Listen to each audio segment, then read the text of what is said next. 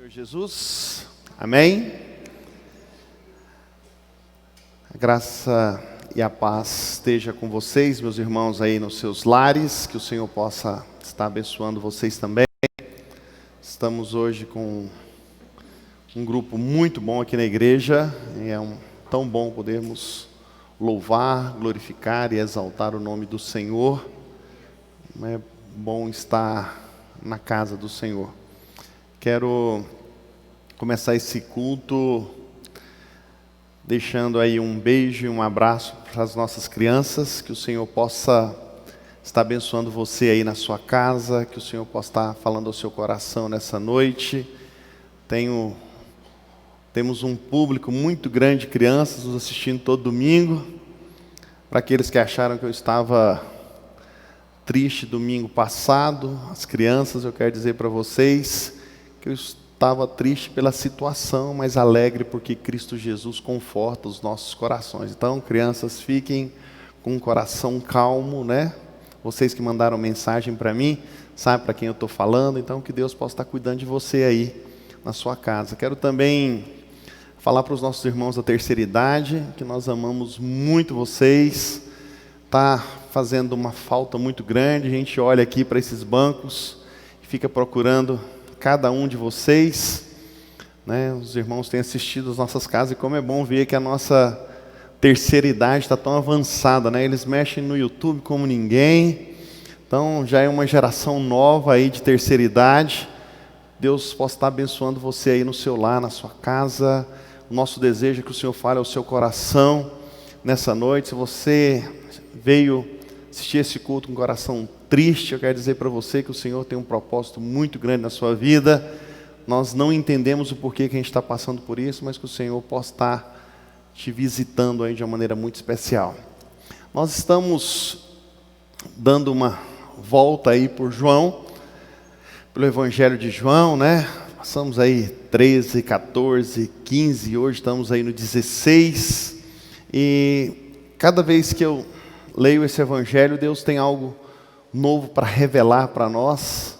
E como é bom ver Jesus ministrando as nossas vidas através desse Evangelho. Queria que você abrisse a sua Bíblia aí no Evangelho de João. Eu vou estar lendo alguns versículos com você, a partir do verso 5. Eu vou estar lendo, vou estar pulando, nós vamos usar todo o capítulo 16. Peço que você não feche a sua Bíblia nem o seu aplicativo. E aí nós vamos juntos estar aprendendo um pouquinho daquilo que o Senhor tem para nós. Amém? João capítulo 16, a partir do verso 5. Agora que vou para aquele que me enviou, nenhum de vocês me pergunta para onde vais, porque falei essas coisas, o coração de vocês encheu-se de tristeza, mas eu afirmo que é para o bem de vocês, que eu vou, se não for, o conselheiro não virá para vocês, mas se eu for, eu o enviarei. Quando ele vier, convencerá o mundo do pecado, da justiça e do juízo. Do pecado, porque os homens não creem em mim. Da justiça, porque vou para o Pai, e vocês não me verão mais. Vamos pular lá para o 17. Alguns dos seus discípulos disseram uns aos outros: o que ele quer dizer com isso? Mas um pouco e não me verão, e um pouco mais e me verão de novo. E porque vou para o Pai? Pula lá para o 20. Digo que certamente vocês chorarão e se lamentarão, mas o mundo se alegrará. Vocês se entristecerão, mas a tristeza de vocês se transformará em alegria. 22. Assim acontece com vocês agora. É hora de tristeza para vocês, mas eu vos verei outra vez, e vocês se alegrarão, e ninguém tirará essa alegria de vocês. E lá embaixo, eu disse essas coisas para que em mim vocês tenham paz. Neste mundo vocês terão aflições, contudo tenham ânimo, eu venci o mundo. Hoje, pela manhã, né, todo mundo sabe, eu repito o sermão. Nós temos repetido, eu e o pastor Tiago, o mesmo sermão que a gente prega pela manhã, a gente está pregando à noite. Eu estava comentando com os irmãos que Jesus ele vem trazer algumas coisas para nós, esse texto, que vão se revelar a nós de uma maneira muito clara. O Espírito Santo, ele vai cuidar da gente nesse meio de crise. Pela manhã eu fui pegando as pessoas que estavam no auditório e fui falando: você está passando por esse problema, você está passando por esse problema.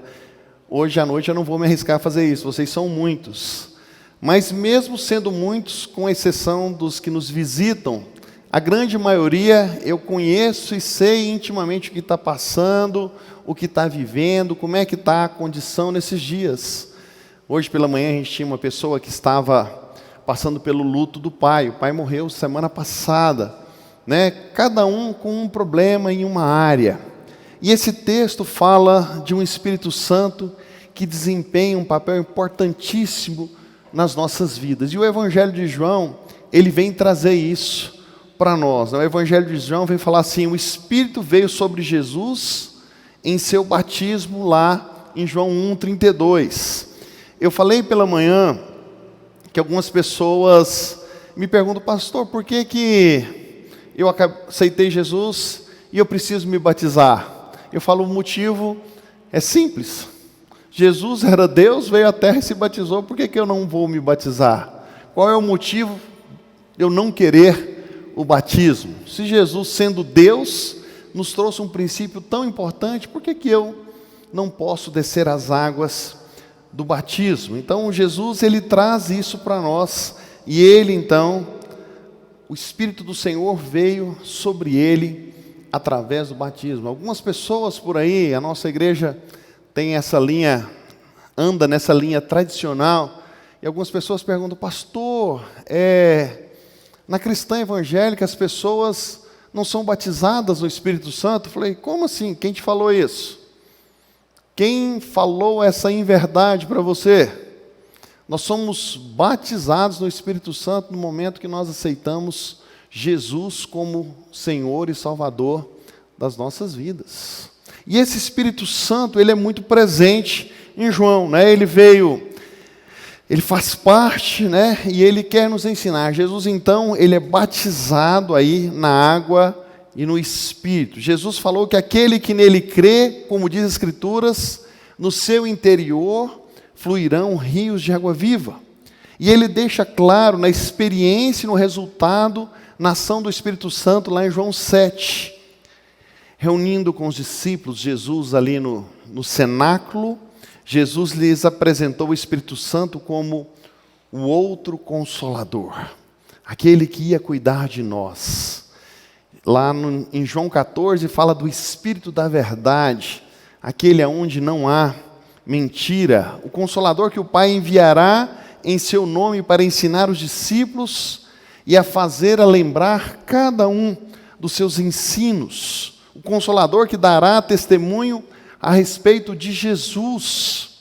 E agora Jesus prossegue então, falando sobre o Espírito Santo nesse capítulo 16, e eu queria pensar com os irmãos a respeito desse assunto nessa noite, né? Então, os discípulos de Cristo, né? Os discípulos, aqueles que vão entender o que o Senhor tem para nós. À luz desse texto que nós acabamos de ler, de João 16, eu queria pensar com vocês algumas lições que me saltam aos olhos quando eu olho para esse texto.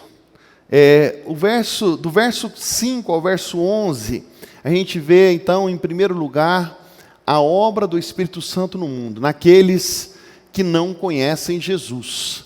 A primeira parte do texto, ela vai trabalhar essa obra tão especial. Então Jesus comunica a sua partida para junto do Pai, que o enviou, e essa informação de sua partida tornou-se a principal causa da tristeza dos discípulos. Dá para imaginar? Alguém que você ama muito, de repente, fala: estou indo embora, estou partindo, não volto mais. Né? Principalmente quando o assunto é morte. Não estarei mais junto com vocês. Aquilo destrói o nosso coração. E aí Jesus então alerta sobre a necessidade de ir e tranquiliza dizendo que é melhor ele partir. Eu preciso ir, porque dessa forma o Espírito Santo, o Consolador, virá, vai estar sobre vocês. Jesus deixa claro que antes do Espírito Santo descer, Ele próprio precisa subir. O Pentecostes somente pode acontecer depois da sexta-feira da paixão. E aí então o Espírito vem sobre a igreja, vem sobre o mundo, vem mostrar à terra quem é Jesus. Dessa maneira, a saída de Jesus não é apenas representa alegria para si mesmo, mas também uma ajuda para os seus discípulos. Ele está falando, vocês não vão ficar sozinhos. Vocês vão ter uma pessoa que vai estar acompanhando vocês. Jesus havia dito aos discípulos que a partida tinha um propósito de preparar um lugar para eles lá em João 14, como a gente viu. Capacitá-los a fazerem obras maiores. E nós somos essas pessoas capacitadas a fazer as grandes obras do Senhor. Dar-lhes mais conhecimento, chegar mais perto deles no Espírito. E a ênfase do texto nessa parte é falar sobre o Espírito Santo no mundo. E aí eu olho algumas verdades. A obra do Espírito Santo é convencer o mundo do pecado. Ou seja, as pessoas precisam entender que elas são pecadoras. E a única forma é através do Espírito Santo de Deus. Quero falar para você que você mesmo, tentando convencer uma pessoa do pecado, é algo impossível. A única forma de uma pessoa se convencer que ela é pecadora, que ela erra, que desde quando ela nasce, ela já nasce em pecado, é através do Espírito Santo de Deus. Quando o Espírito Santo traz luz à vida da pessoa. Esse Espírito Santo, ele convence a pessoa que ele é pecador e que ele precisa de mudança, que ele precisa de transformação no dia a dia. Então o Espírito Santo tem essa função de abrir os olhos da humanidade, esclarecer que nós somos pecadores e carecemos da glória de Deus, que Jesus morre na cruz do Calvário para trazer grande salvação às pessoas. Essa é a grande função do Espírito Santo para revelar à humanidade que ela precisa de Deus. E a única forma de chegar até Deus é através de Jesus. É impossível chegar até Deus sem Jesus. E aí então o Espírito Santo convence o homem do pecado, e o homem então se rende aos pés do Senhor e passa então a andar na luz. A obra do Espírito Santo é convencer o mundo da justiça. Convencer o mundo, porque eu vou para o meu Pai e não verei mais. A justiça de Deus foi plenamente manifestada no sacrifício na cruz do Calvário. Deus é justo, por isso Ele manda Jesus para cumprir todos os requisitos para se libertar um pecador só através do sangue.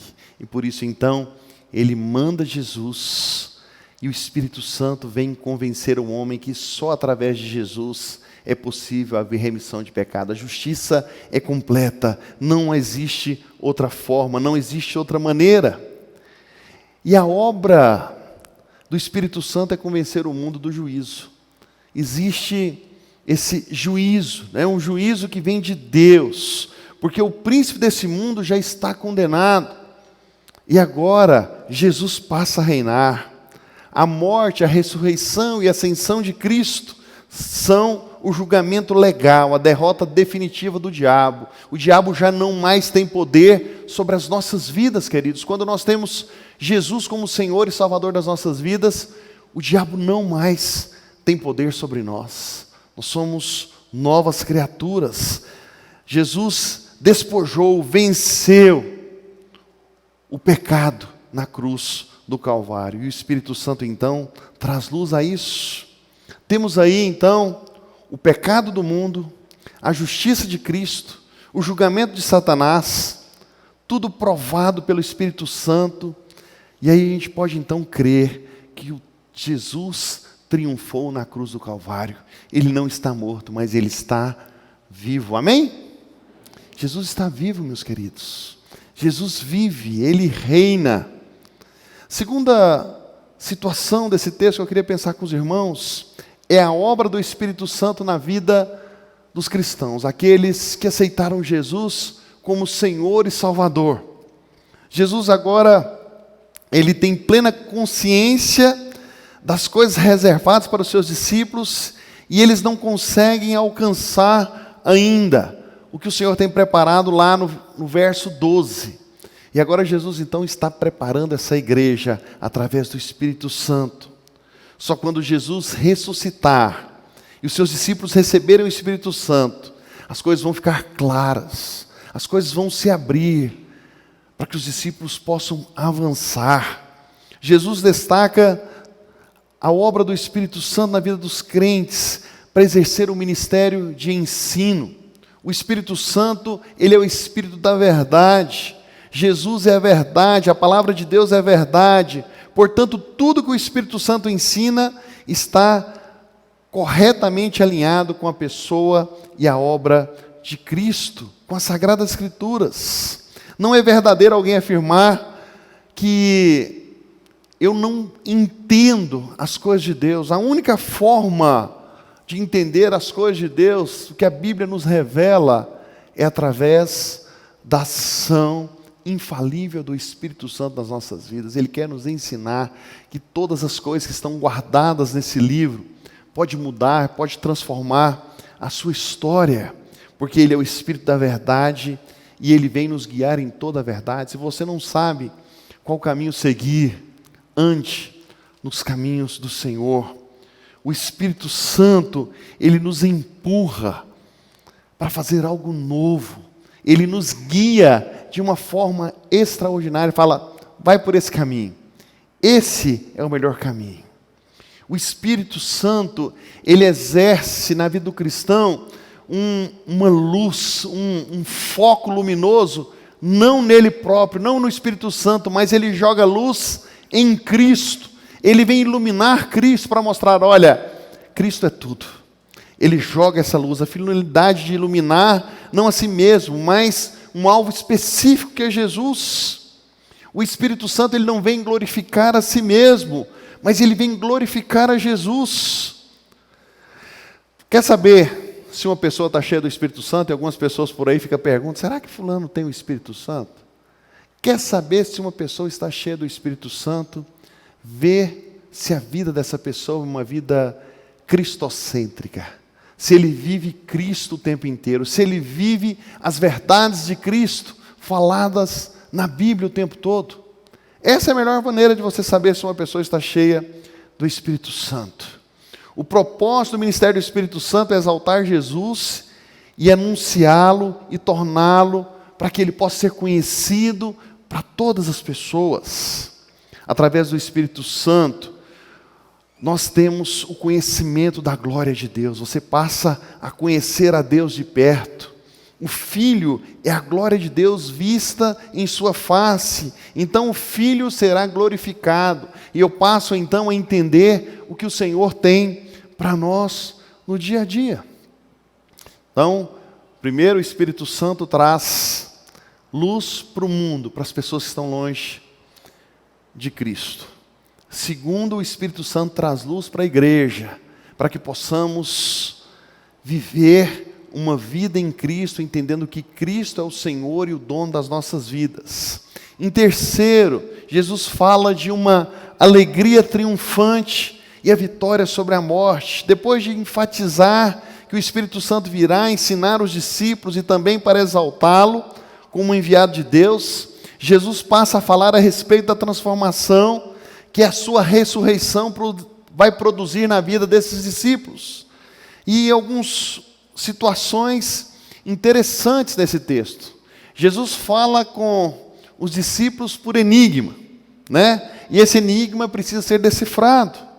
Jesus usa essa linguagem, um pouco e já não me vereis, mais um pouco e me vereis.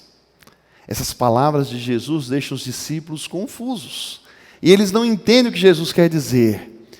Jesus estaria falando sobre a sua morte, ressurreição, e sobre a sua ascensão e a sua ressurreição, a sua volta gloriosa. Um pouco? não me verão, mas daqui um pouco estarão me vendo novamente. Esse Jesus está aqui no nosso meio. Nesses dias de crise, de pandemia, nós podemos vê-lo.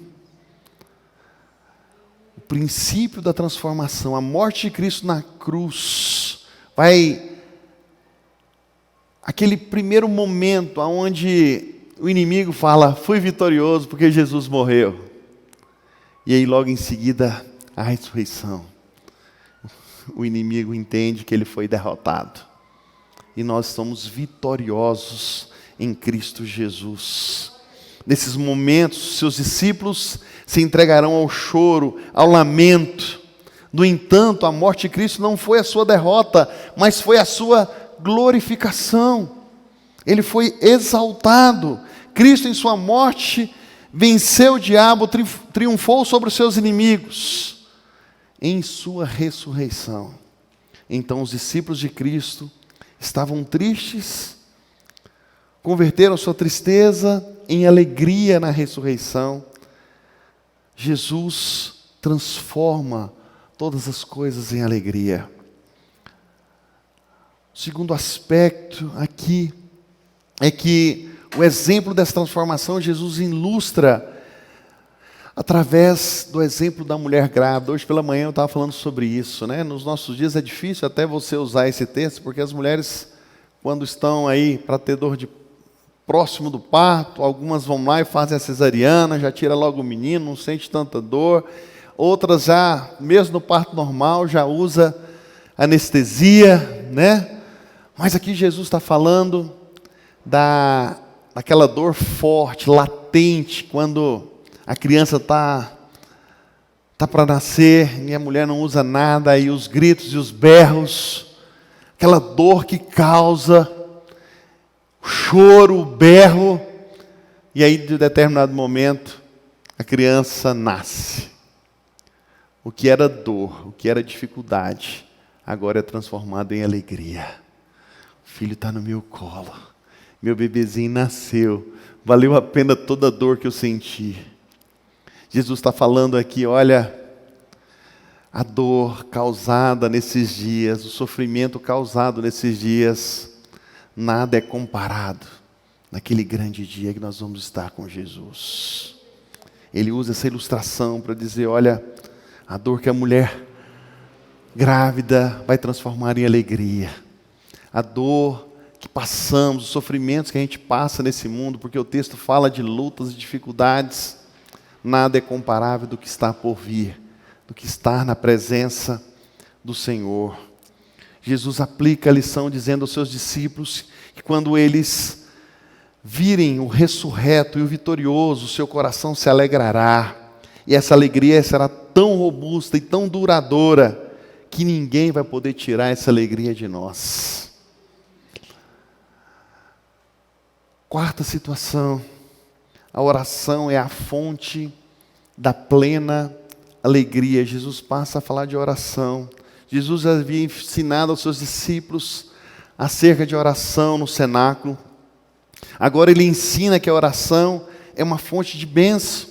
Alegria é a compreensão espiritual, vem quando nós chegamos diante do Senhor em oração. A sua partida para o Pai não vai deixar os discípulos mais pobres, porém mais ricos, pois ele irá para o Pai, enviará sobre eles o Espírito Santo, e junto do trono da graça intercederá por eles como sumo sacerdote e advogado.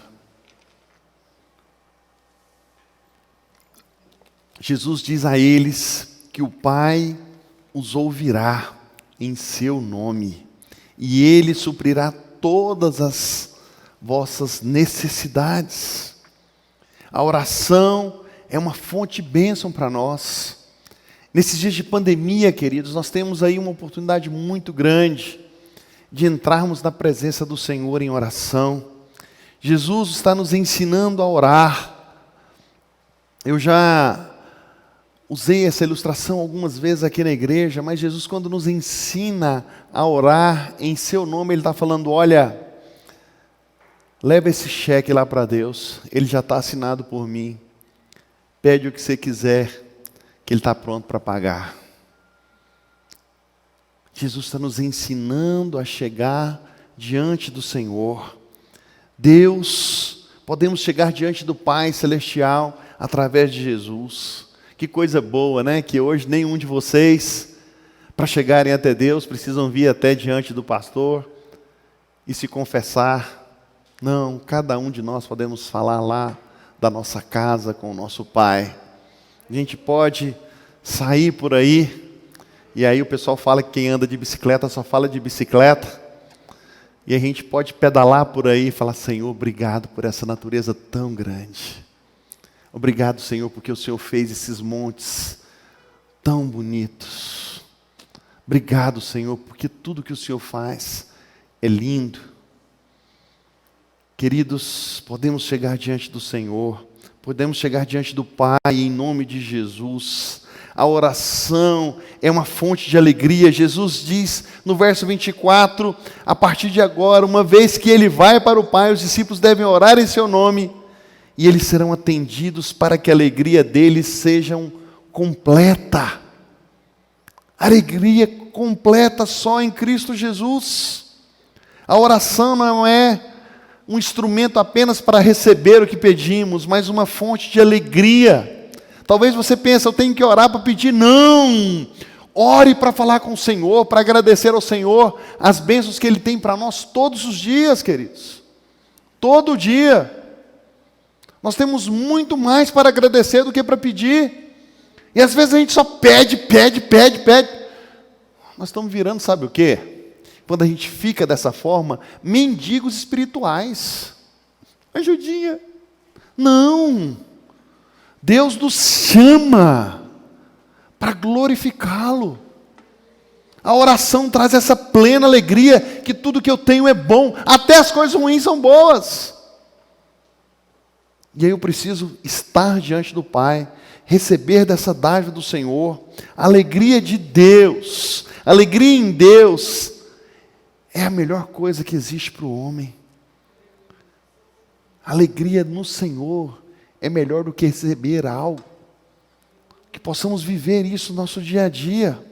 A oração precisa ser a nossa fonte de discernimento espiritual. Jesus vai dar direção para o que nós precisamos fazer. No verso 25 e 28, Jesus havia usado várias figuras com seus discípulos lá no cenáculo. Lembram? A gente vem acompanhando os capítulos. Lava os pés, depois a casa do Pai, depois a videira, né? Os ramos, o nascimento de uma criança que a gente acabou de ver. E agora, uma vez de usar figuras, ele fala diretamente acerca do Pai.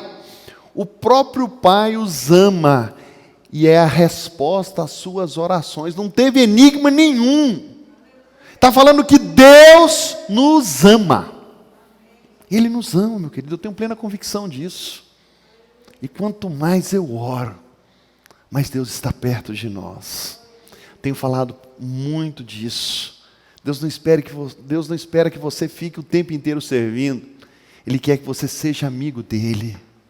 O que Ele mais espera é que você tenha intimidade com Ele. O fazer para o Senhor é consequência de estar próximo do Senhor. Jesus termina essa parte, esse versículo, fazendo um resumo do seu ministério. O resumo é mais ou menos assim: vindo Pai para o mundo, outra vez deixo o mundo e vou para o Pai. Aqui está a mais gloriosa promessa a respeito da oração, pois Jesus volta para o Pai como sumo sacerdote, o pastor dos pastores, aquele que vai fazer diferença na vida da humanidade. Essa é a grande promessa, intercedendo por nós. Romanos 8,34 fala isso, também como nosso advogado. A função do sumo sacerdote, Jesus nos dá graça a fim de nos guardar do pecado. Ele vai nos dar força para que nós venhamos abandonar o pecado, para que possamos viver para Ele, para a glória dEle. O seu ministério no céu é o que possibilita o nosso ministério de testemunho na terra. Jesus nos chama a testemunhar esse evangelho a toda criatura. pelo poder do Espírito Santo, Ele quer te usar, Ele quer me usar, para que grandes coisas aconteçam para a glória dEle. Quinto e último, eu queria pensar a respeito da pretensão e advertência e a paz que Jesus deixa para nós. Primeiro, Jesus está despedindo seus discípulos, as suas palavras tornam-se cada vez mais claras e diretas. E isso provoca uma reação nos discípulos que lhes dizem que agora estão entendendo as suas palavras. Longe de parabenizar esses discípulos, porque Jesus adverte que eles iriam abandonar. Jesus fala: olha, vocês vão me abandonar daqui um pouquinho. Calma. Mas aqui ele conforta dizendo que eles vão enfrentar aflições no mundo, mas devem ter bom ânimo, pois ele venceu o mundo. Será que nós passamos aflições nesses dias? Será que nós estamos vivendo por adversidades nesses dias? E Jesus fala: tende bom ânimo.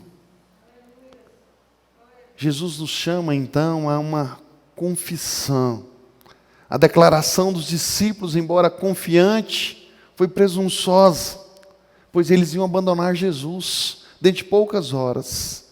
Mesmo depois da ressurreição de Cristo, seus discípulos ainda não entenderam, não compreenderam a natureza do seu reino. Mas o Espírito Santo vem ensinar aqueles discípulos como eles deveriam proceder no dia a dia. A advertência de Jesus para os discípulos. Jesus questiona a fé dos discípulos, adverte que eles iam abandoná-lo,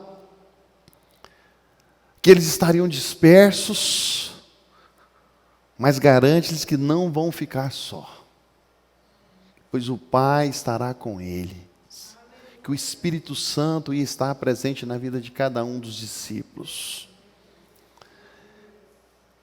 E, por último, ele traz uma promessa consoladora. Jesus não adverte os seus discípulos para deixá-los abatidos. Ele fala: vão ter lutas, vão ter dificuldades, vão passar por muitas lutas enquanto estiverem por aqui. Mas ele quer dizer: vocês podem ter paz em mim. Ele alerta que o futuro não seria marcado por coisas simples, pois enfrentariam a aflição do mundo, luta todo dia, dificuldade todo tempo. Mas, obstante a essa aflição, algo que não tinha jeito, porque a gente vai passar por outra dificuldade enquanto a gente estiver aqui na terra. Por isso que eu não entendo quando as pessoas falam que o cristão não sofre. A Bíblia vai de Gênesis e Apocalipse, e ele trabalha isso: no mundo tereis aflições, mas tem de bom ânimo. E aqui nesse texto, Jesus fala: tem de bom ânimo, pois eu venci o mundo. Se no mundo os discípulos vão ter tribulações, em Cristo os discípulos vão ter tribulações, mas vão ter paz. No meio da tribulação vem a paz. No meio da tribulação vem o renovo. Essa vitória vai alcançar os seus discípulos. O próprio João aqui registra isso na sua primeira carta lá. Primeira carta: pois todo que é nascido de Deus vence o mundo, e esta é a vitória que vence o mundo, a nossa fé. Quem vence o mundo, senão aquele que crê em Jesus, que Ele é o Filho de Deus. É tão bom, queridos, quando a gente olha para esse texto aqui, e a gente vê que Jesus, aquele que sofreu e passou por todas as nossas dores, né? Aquele homem de dor, como a Bíblia fala, qual a forma que ele conclui o seu discurso final ali no cenáculo? Um pouco antes de trilhar para o vale escuro da morte, ele olha para os seus discípulos, e com essa palavra, ele olha para os discípulos, e eu queria concluir com essa frase, fala: não vos desanimeis. Não desanime. Queria terminar essa mensagem dizendo: o Senhor Jesus terminou o seu sermão daquele dia ali no cenáculo falando: não desanimes, tem de bom ânimo, eu venci o mundo. Baixe sua cabeça, vamos falar com o Senhor.